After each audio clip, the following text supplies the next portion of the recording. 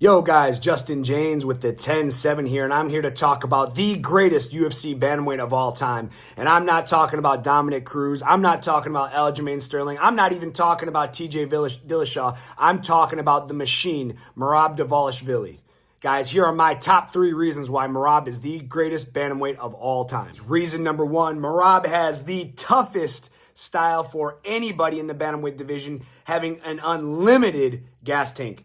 Guys, this guy averages 5.89 takedowns every 15 minutes with an 82% takedown defense average. This guy has more takedown attempts in his fights than he does significant strikes landed.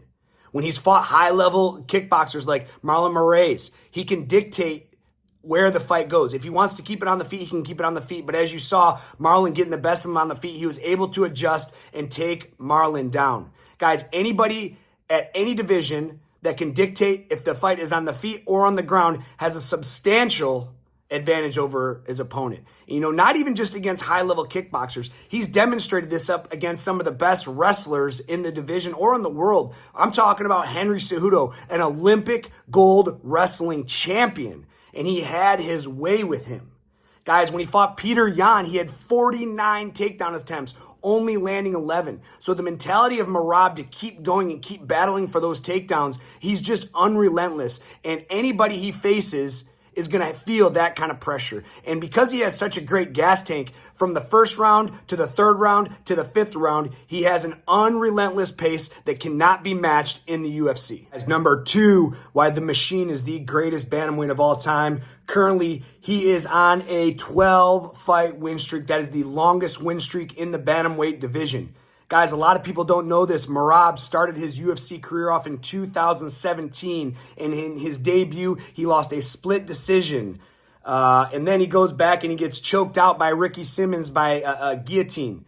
Since 2018, Merab has put together 12 wins. He has only one win behind some of the greatest fighters in the history of the UFC. George St. Pierre having 13 victories in a row. Khabib Nurmagomedov having 13 wins in a row. Max Holloway having 13 wins in a row. John Jones, Demetrius Johnson, Islam Makhachev.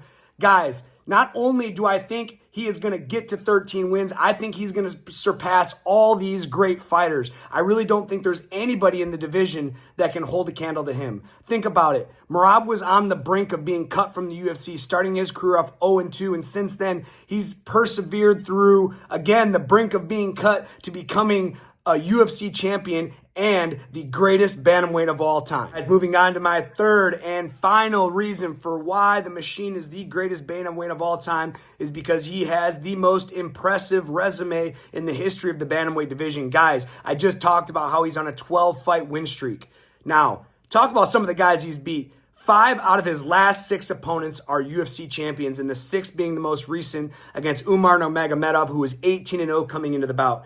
Guys, he started this incredible streak against former UFC champion Marlon Moraes, who is an incredible kickboxer. And if you guys saw this fight, he had Merab hurt through and through this fight, but Merab persevered, and because of his wrestling and because of his tenacity and his durability, he was able to get the finish late in the second round due to ground and pound.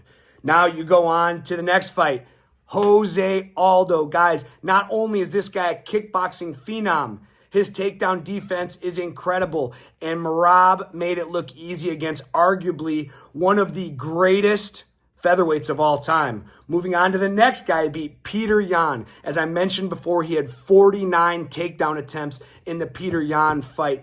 Guys, 11 of those 49 takedowns landed.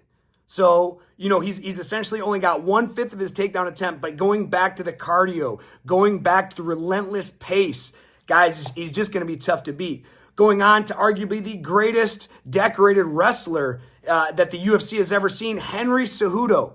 And Merab took it to him. He out-wrestled the wrestler, and that was one of the questions I was really wondering. Can he keep that pace against the incredible wrestler, Henry Cejudo? And not only did he keep that pace, he surpassed that pace by making it look easy. Moving on past Henry Cejudo, we have Sean O'Malley, and a lot of people question because of the range and the sniper-like qualities of Sean. Will he be able to get in range? Will he be able to take Sean down? And he showed the world that there's nobody in the world that he cannot take down.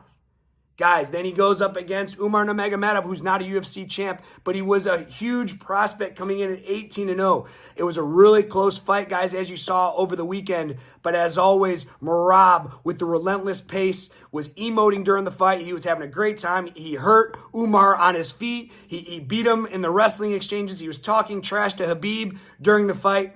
Guys, this guy is a true star. He's persevered through the losses. He's, again, put together a 12-fight win streak. You know, he's only 4 fights behind Anderson Silva for the longest win streak in UFC history. And like I mentioned before, I don't see anybody in the division, unless he gets caught with a clean punch and knocked out, that can beat Merab consistently. I will reiterate and say Merab Dvalishvili is the greatest bantamweight the UFC has ever seen, and I expect him to surpass and beat all the records of all the great fighters in all the weight classes. Guys, tell me what you think in the comments.